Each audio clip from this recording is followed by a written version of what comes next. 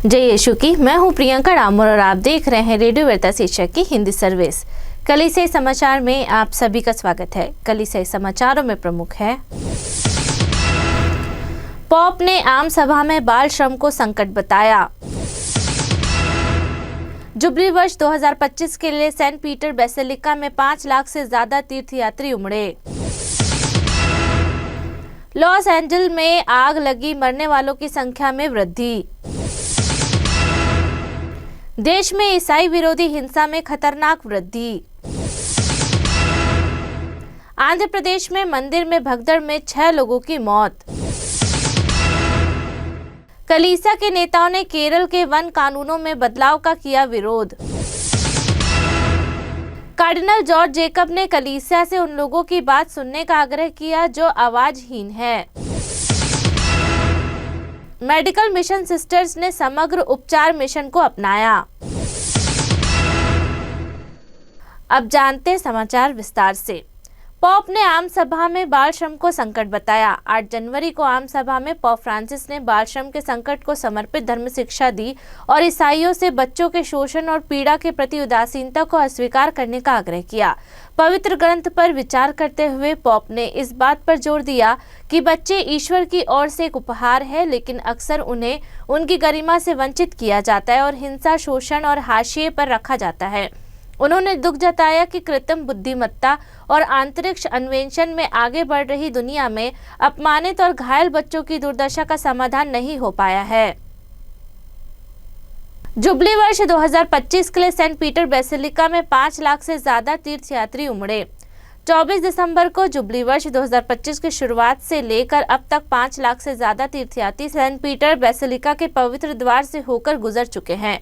मंगलवार 7 जनवरी को जारी एक प्रेस बयान के अनुसार दुनिया भर से कुल 5,45,532 तीर्थयात्री पहले 2 हफ्तों में रोम पहुंच चुके हैं, जो सेंट पीटर बेसिलिका की ओर वाया डेला कॉन्सिलियाजियोन के रास्ते आगे बढ़ रहे हैं।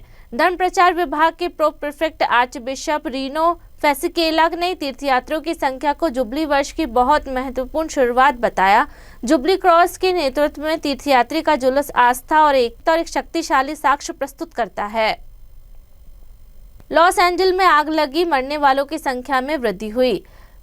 कैलिफोर्निया के दक्षिण हिस्से में लगी आग से 10 लोगों की मौत हो गई और हजारों हेक्टेयर जमीन और इमारतें धुएं में बदल गई। हजारों लोग विस्थापित हो गए। आर्थिक नुकसान बहुत ज्यादा है। नेशनल गार्ड को तैनात किया गया है। लॉस एंजल्स में आग के प्रसार में कम नहीं हुई है और वहां आपातकाल की घोषणा कर दी गई है।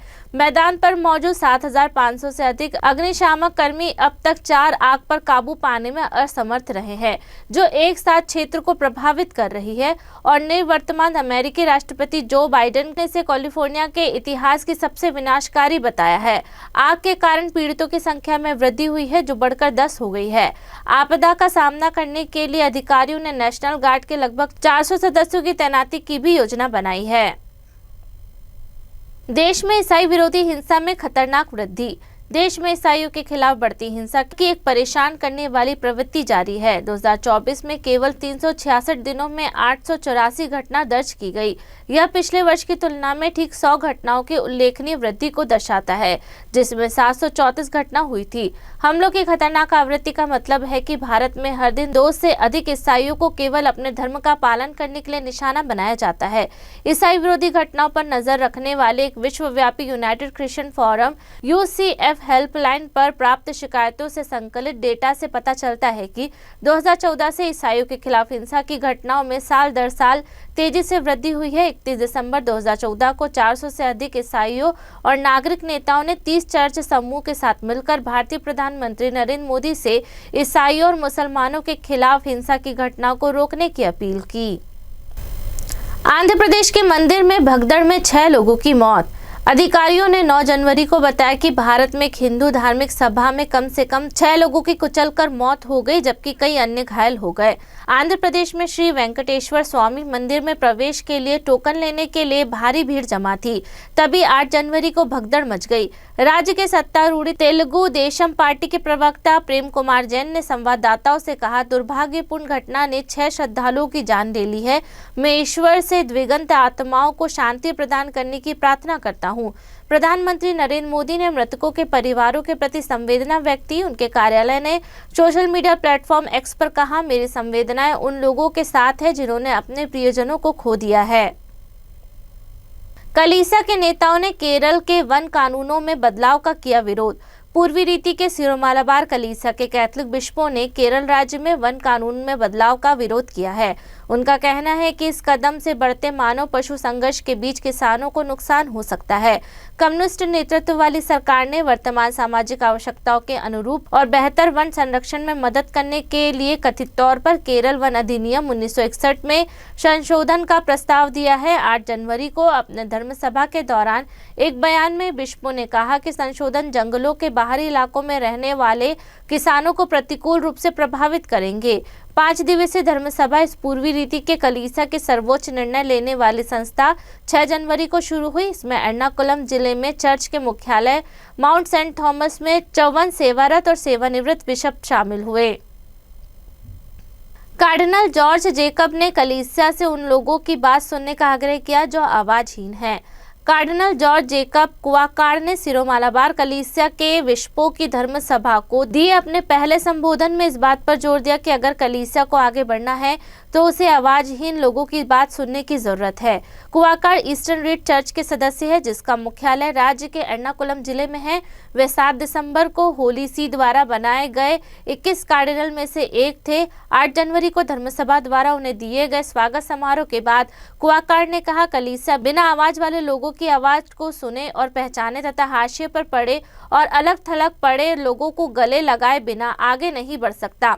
सिरो-मालाबार कलीसिया के एक आधिकारिक बयान के अनुसार उन्होंने धर्माध्यक्षों से आग्रह किया कि वे लोगों की समस्या, दर्द और कठिनाइयों को देखने और सुनने के लिए अपनी आंख और कान खुले रखें। मेडिकल मिशन सिस्टर्स ने समग्र उपचार मिशन को अपनाया।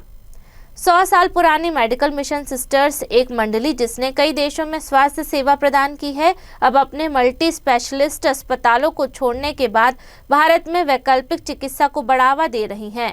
दक्षिण भारत प्रांत की सुपीरियर सिस्टर लिली जोसेफ ने ग्लोबल सिस्टर रिपोर्ट को बताया, पिछले कुछ दशकों में हमने अपने फोकस में बदलाव के हिस्से के रूप में अपने अधिकांश अस्पतालों को स्थानीय धर्म प्रांत या अन्य महिला मंडलियों को सौंप दिया है।